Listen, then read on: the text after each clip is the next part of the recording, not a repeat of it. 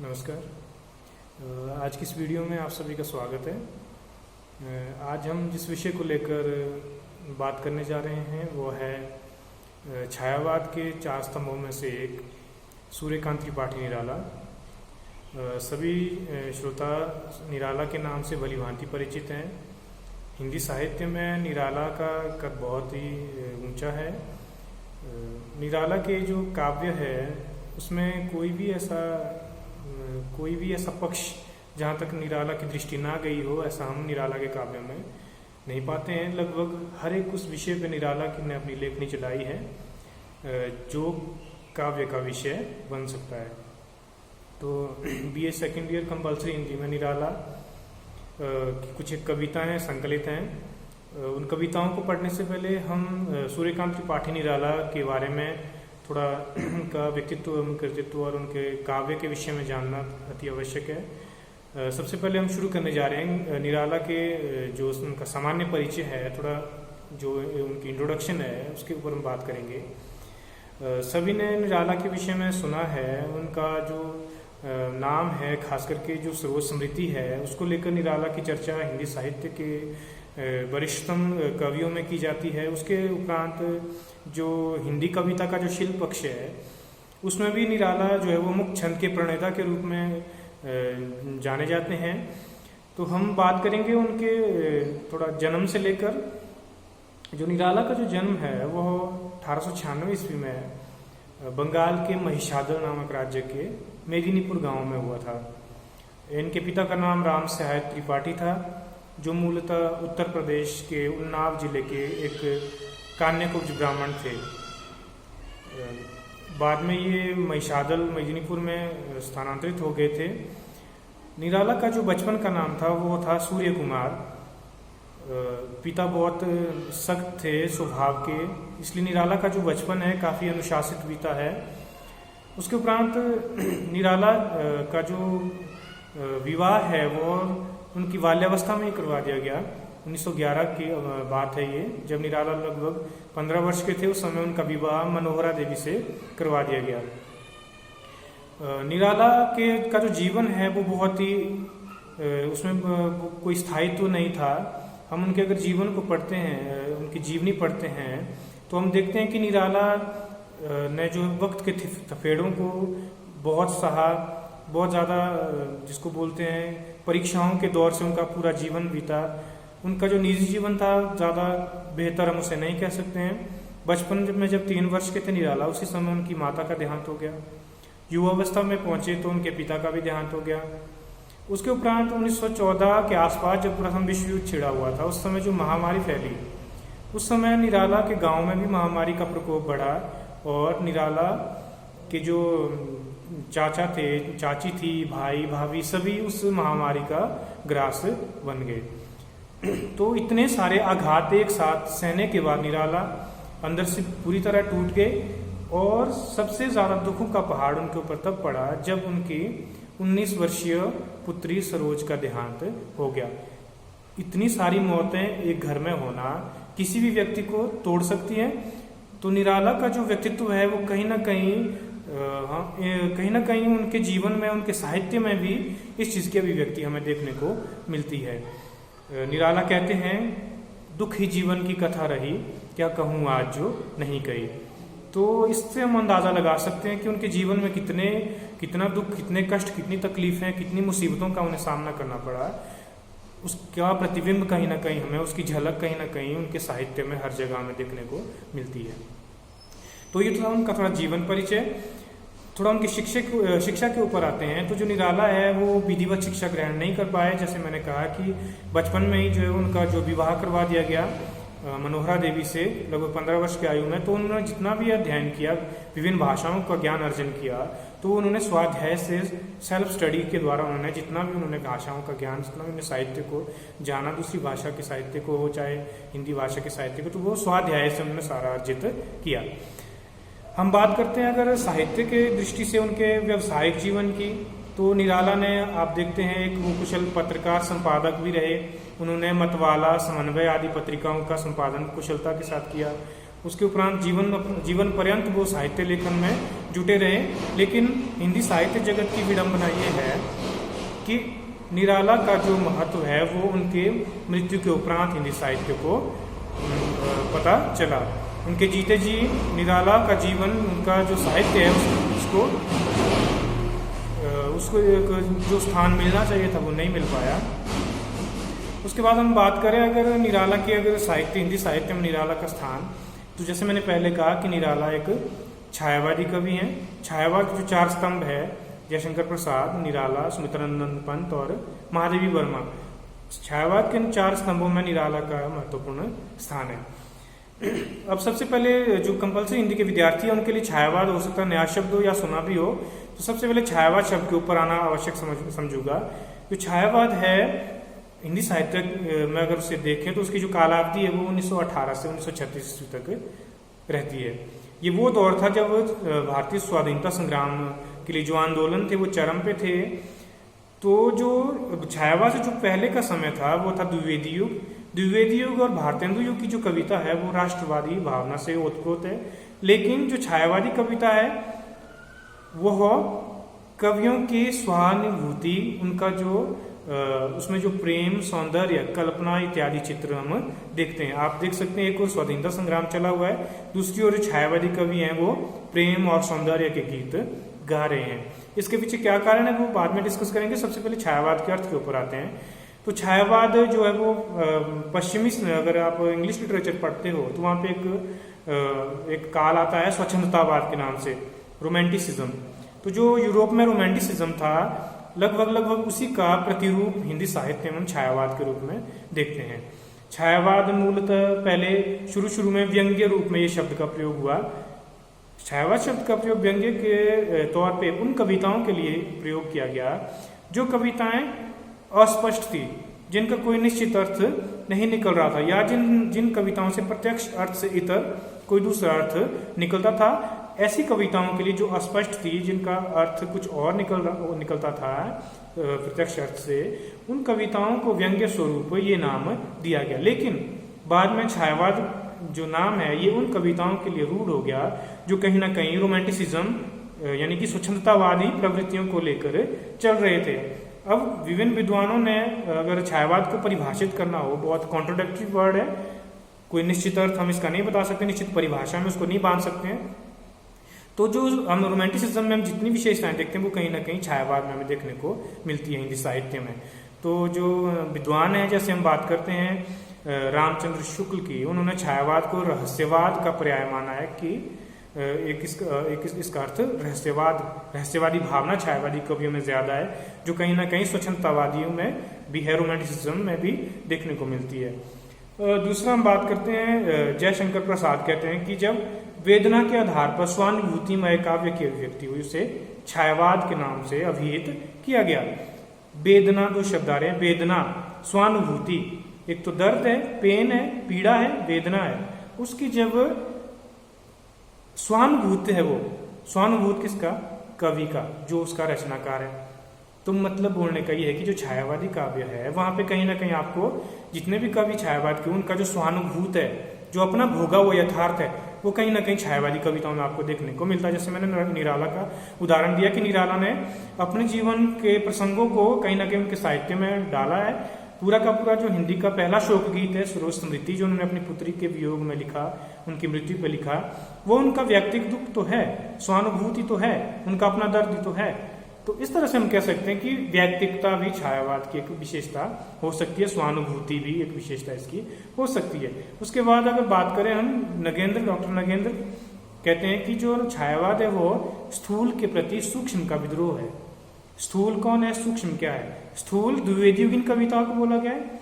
मैंने कहा कि जो पहले भी बात कर चुके हैं, छायावाद से जो पूर्व का समय था वो था द्विवेदी युग। द्विवेदी युग की जो कविता थी वो बहुत ही ज्यादा स्थूल, जिसको बोल सकते हैं स्थूल किन अर्थों में, वो बहुत ज्यादा विषयनिष्ठ थी, सब्जेक्ट को ज्यादा महत्व दिया गया, वर्णात्मकता ज्यादा थी, इतिवृत्तात्मक ज्यादा थी, वर्णन प्रधान थी, और कविता का जो विषय होना चाहिए, प्रेम, सौंदर्य, कल्पना, ये सब विषय द्विवेदी युगीन कविता में हमें देखने को नहीं मिलते हैं। द्विवेदियों की जितने भी लगभग जितना भी साहित्य है, जितनी भी कविता है, वो राष्ट्रीय चेतना से अनुप्राणित है। कविता के जो कोमल भाव है, जिन कोमल भावों की अभिव्यक्ति कविता में होती है, वर्ड्सवर्थ कहते हैं कि poetry is a spontaneous overflow of powerful feelings. उन चीजों का, उन पावरफुल फीलिंग्स का कहीं ना कहीं द्विवेदियों की इन कविता में हम अभाव देखते हैं। तो जो छायावादी कवि थे, उन्होंने पहली बार क्योंकि जो भारतीय युग से हम देख रहे थे 20-40-50 साल से जो है वो यही परंपरा चली हुई थी कि राष्ट्र चेतना जो है वो मुखरित हो रही थी कविताओं में। तो ये जो हृदय के कोमल भाव थे, ये कहीं ना कहीं पीछे रह गए थे। तो इन भावों को फिर से उकेरा छायावादी कवियों ने, जहां पे फिर से प्रेम आया, सौंदर्य आया, विषयनिष्ठ के स्थान पर व्यक्तिनिष्ठ हो गई कविता। व्यक्तिनिष्ठ मतलब जहां पे व्यक्ति अपने दुख का वर्णन कर रहा है, अपने भोगे हुए यथार्थ को लिख रहा है। तो यही परिभाषा कहीं ना कहीं नगेंद्र दे रहे हैं कि छायावाद स्थूल मतलब जो द्विवेदियों की कविता है, स्थूल के प्रति सूक्ष्म का विद्रोह है, सूक्ष्म छायावादी कविता। ठीक है, अगला जो हम चलते हैं, रामकुमार वर्मा कहते हैं, डॉक्टर रामकुमार वर्मा हिंदी साहित्य इतिहास लेखक हुए हैं। वो कह रहे हैं कि जो छायावाद है वो जब परमात्मा की छाया आत्मा में और आत्मा की छाया परमात्मा में पड़ने लगती है तो छायावाद की सृष्टि होती है। तो इस आत्मा परमात्मा के संबंधों की जब हम बात करते हैं तो वो सीधा सीधा रहस्यवादी भावना है। रहस्यवाद उसके कहते हैं, मिस्टिसिज्म के लिए शब्द है। तो जो हम देखते हैं कि मैंने कहा कि रोमांटिसिज्म में भी जो मिस्टिसिज्म था वो ज्यादा था और छायावादी कवियों में भी रहस्यवादी भावना में देखने को मिलती है। तो हम देखते हैं कि निराला की एक पंक्ति है, तुम हिमालय श्रृंग में चंचल गति सुर सरिता, तुम विमल हृदय उच्छ्वास में कांत कामिनी कविता। तो तुम और मैं कविता का शीर्षक है। इसमें जो निराला है वो तुम और मैं, परमात्मा और आत्मा के संबंधों का विवेचन कर रहे हैं कि अगर तुम हिमालय श्रृंग, अगर तुम हिमालय की एक चोटी हो तो मैं चंचल गति सुर सरिता, तो मैं उस हिमालय से निकलने वाली एक छोटी सी नदी हूँ। तो बोलने का मतलब है कि आत्मा परमात्मा के संबंधों की चर्चा छायावादी कवियों में हुई है। तो ये रहस्यवादी भावना छायावाद में हम देख सकते हैं। अगला हम बात करते हैं जो, तो ये तो था छायावाद क्या है और छायावाद की क्या क्या विशेष परिभाषाएं दी है विद्वानों ने। तो निराला भी इसी छायावादी काव्यधारा से जुड़े रहे और इसी छायावाद के 4 स्तंभों में से एक स्तंभ होने का गौरव निराला को प्राप्त है। अब हम बात करते हैं निराला के कृतित्व के ऊपर, उन्होंने क्या लिखा, उनका साहित्य किस प्रकार का है। तो जैसे मैं पहले शुरू में बात कर चुका हूं कि कोई भी ऐसा विषय, जैसे महावीर प्रसाद द्विवेदी कहते हैं कि चींटी से लेकर हाथी तक हर विषय पे पोइट्री हो सकती है, हर विषय पे कविता बन सकती है। तो लगभग निराला के जो काव्य काम जब अध्ययन करते हैं तो कोई भी ऐसा विषय हम नहीं देखते हैं जिस पे निराला ने काम ना किया हो। छायावाद से शुरू होकर, चाहे उसमें श्रृंगारिकता हो, चाहे प्रकृति चित्रण हो, चाहे सौंदर्य बोध हो, चाहे व्यक्तिकता हो, व्यक्तिनिष्ठता हो, फिर आगे चलकर छायावाद से मोहभंग निराला का होकर प्रगतिवाद, जिसमें वो यथार्थ की भूमि पे आ जाते हैं, विधवा, भिक्षुक, तोड़ती पत्थर, ऐसे प्रगतिवादी साहित्य का सृजन निराला करते हैं। उसके साथ साथ मानवतावादी भावना, भिक्षुक कविता, मनुष्य का दर्द क्या है, वो निराला बखूबी समझते हैं। उसके बाद निराला हमें एक प्रयोगवादी कवि के रूप में भी सामने हम उनको देखते हैं। मैंने कहा कि शिल्प के क्षेत्र में जो नए प्रयोग पोइट्री में हो रहे थे तो उसके जो प्रणेता है वो कहीं ना कहीं निराला ही है। उन्होंने पहली बार कविता को छंद के बंधन से आजाद किया और हिंदी साहित्य में मुक्त छंद में लिखना शुरू किया, इसलिए उन्हें मुक्त छंद का प्रणेता भी कहा जाता है। शुरू में आलोचकों ने उनके मुक्त छंद की आलोचना की, उसे रबड़ छंद, केंचुआ छंद कहकर उसका मजाक उड़ाया, लेकिन ये निराला की दूरदृष्टि थी कि आज जो हिंदी कविता है वो पूरी की पूरी मुक्त छंद में लिखी जा रही है। तो कहीं ना कहीं एक प्रयोगवादी कवि के रूप में भी निराला हमारे समक्ष आते हैं। तो ये हम कह सकते हैं कि जो निराला का काव्य संसार है वो बहुत छायावाद से होकर प्रयोगवाद तक वो फैला हुआ है और कोई भी ऐसा विषय नहीं है जिसके ऊपर उन्होंने अपनी लेखनी ना चलाई हो। तो बात करते हैं उनके कृतित्व की। निराला ने काव्य रचना की, उपन्यास लिखे, निबंध लिखे, आलोचनाएं लिखी।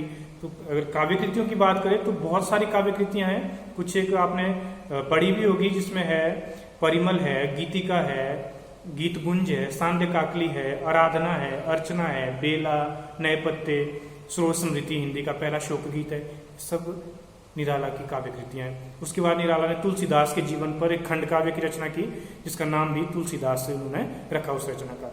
उसके बाद अगर उपन्यासों की बात करें तो निराला ने अलका, अप्सरा, प्रभावती, 3 उपन्यासों की भी रचना की है। कहानी संग्रह की बात करें तो लिली, सखी, चतुरी चमार, ये कहानी संग्रह हैं। अगर हम बात करें निराला के रेखा चित्र जो साहित्य की विधा है तो कुल्ली भाट, बिल्ले सुर बकरीहा रेखा चित्रों की भी निराला ने जो है रचना की। तो कुल मिलाकर जो उनका साहित्य है वो बहुत ही ज्यादा विभिन्न विधाओं में बिखरा है और ऐसा कोई विषय नहीं है जिस पर निराला ने अपनी लेखनी ना चलाई हो। 1961 में निराला का देहांत हो गया। बहुत अभावों में निराला का जीवन बीता। बहुत ही ज़्यादा अच्छी स्थिति में नहीं रहे। बहुत ही बुरी, अगर हम बात करें कि बहुत ही जो है वो अच्छी मौत निराला नहीं मरे। लेकिन जब निराला का देहांत हुआ उसके उपरांत हिंदी साहित्य जगत ने उनके साहित्य के महत्व को समझा और उन्हें एक उचित स्थान दिया। लेकिन अफसोस इस बात का है कि जीते जी निराला को वो सम्मान नहीं मिला जो कहीं ना कहीं उन्हें नोबेल प्राइज विजेता रविंद्रनाथ टैगोर के समकक्ष, अगर हम बात करें दोनों कैसे तो तुलना नहीं की जा सकती। लेकिन अगर बात करें तो निराला का साहित्य कहीं भी रविंद्रनाथ टैगोर के साहित्य से कम नहीं है। अब हम बात करते हैं आगे निराला की काव्यगत विशेषताओं के ऊपर। कुछ एक मैंने बात कर चुका हूं कि व्यक्तिकता है। व्यक्तिकता का मतलब है जब अपने व्यक्तिगत जीवन के ऊपर कवि लिखता है उसे स्वानुभूति भी बोलते हैं, उसे आत्माभिव्यक्ति भी कहते हैं। तो निराला के काव्य की अगर विशेषताओं की बात करें तो ये आत्माभिव्यक्ति, ये व्यक्तिकता उनके काव्य में देखने को मिलती है। मैंने कहा कि वो कह रहे हैं कि दुखी जीवन की कथा रही, क्या कहूँ आज जो नहीं कही। अपने दुख की बात कर रहे हैं कि मेरे जीवन की कथा ही दुख रही है, मैं आज ऐसा क्या कहूँ जो मैंने आज तक नहीं कहा। उसके बाद हम बात करते हैं उनके रहस्यवादी भावना की। मैंने बात कर ली, रहस्यवाद भी है। तुम हिमालय श्रृंग, इस तरह से मैंने बताई बात। मैं चंचल गति सुर सरिता, तुम विमल हृदय उच्छ्वास में कांत कामिनी कविता, इस तरह से उनके काव्य में रहस्यवादी भावना भी है। उसके बाद जो बहुत मेन चीज जो हमने पहले छोड़ दी वो है राष्ट्रीयता की भावना। निराला ने द्विवेदी युग की इन काव्य से इतर जो है वो काव्य रचना की छायावाद में। तो उसका मतलब ये नहीं कि जो राष्ट्रीयता की भावना द्विवेदी युग में प्रवाहित हो रही थी उसका वो अवरोधित हो गई, ऐसा नहीं हुआ। छायावाद के हर कवि ने राष्ट्रीयता के ऊपर लिखा है। तो निराला की जो कविताएं हैं, भारती जय विजय करे, आपका वर दे वीणा वादिनी वर दे, प्रिय स्वतंत्र रव अमृत मंत्र नव भारत में भर दे, तो इस प्रकार की राष्ट्रीयता से अनुप्राणित कविताओं की रचना भी निराला ने की है। उसके बाद आती है उनकी प्रगतिशील विचारधारा, प्रगतिवादी दृष्टिकोण। जैसे मैंने कहा तोड़ती पत्थर आपको पाठ्यक्रम में भी संकलित है, बहुत ही मार्मिक कविता है जो एक मजदूर वर्ग के उसका शोषण किस प्रकार विविध स्तरों पे जो है वो पूंजीपति ताकतें कर रही है उसका एक खाका खींचते हैं तोड़ती पत्थर में। वह तोड़ती पत्थर देखा उससे मैंने इलाहाबाद के पथ पर, गुरु हथौड़ा हाथ करती बार बार प्रहार, सामने तरु अटालिका मालिका का प्रकारा। तो इस तरह से जो एक मानवतावादी भावना है, जो उनका जो लेबर क्लास है, जो निर्धन वर्ग है, जो समाज का जो दूसरा वर्ग है, जो जिसको बोलते हैं हैव्स नॉट, जिसको अंग्रेजी में कहा जाता है, उस वर्ग को साहित्य में स्थान दिया और एक प्रगतिशील साहित्य की रचना की, प्रगतिवादी साहित्य की रचना की। प्रगतिवाद वही है जो साहित्य में मार्क्सवाद या साम्यवाद है, वही साहित्य में प्रगतिवाद है। तो ये प्रगतिवादी विचारधारा जहाँ पे वो शोषक और शोषित वर्ग के संबंधों की बात कर रहे हैं और शोषक वर्ग के प्रति एक गंभीर जो अपना स्वर प्रबलता से उठा रहे हैं, वो चीज उनके काव्य में हम देखते हैं। अगली हम बात करते हैं हास्य और व्यंग्य की। ये भी निराला के काव्य में है। ऐसा कौन सा विषय जिसमें निराला ने नहीं लिखा?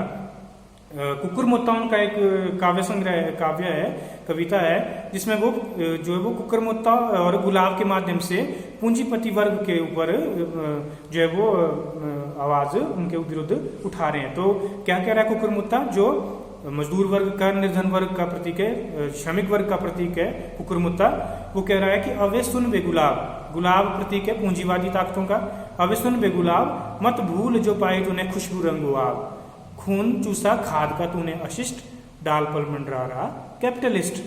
कह रहा है कुकुरमुत्ता गुलाब को कह रहा है कि तू अबे सुन बे गुलाब, ये पूंजीपति सुन, मत भूल जो पाई तूने खुशबू रंगो आग, ये तो लाल लाल खिला हुआ है।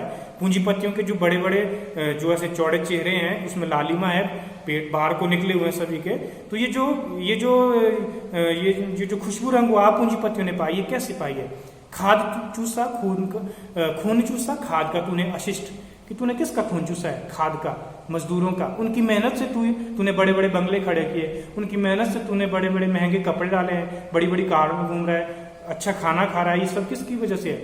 ये मजदूरों का खून चूस कर तुम ये जो है वो जैसे गुलाब डाल पर इतरा रहा है, तो वैसे ही कैपिटलिस्ट भी सोसाइटी में इतरा रहा है अपनी जो उसकी शान शौकत है। लेकिन वो किसकी वजह से है? मजदूरों का शोषण करके वो उस स्थिति तक पहुंचे। तो इस तरह का पूंजीवाद के विरुद्ध एक प्रबल स्वर, एक तीखा स्वर निराला के काव्य में हमें देखने को मिलता है। उसके बाद श्रृंगारिक भावना भी है। जूही की कली जो छायावाद की आरंभिक कृति मानी जाती है, निराला की 1916 में रची गई है, उसमें जो है वो श्रृंगारिकता है जो कहीं ना कहीं छायावादी काव्यधारा की भी एक विशेषता हम इसको कह सकते हैं। उसके बाद हम बात करते हैं प्रकृति चित्रण निराला के काव्यों में है।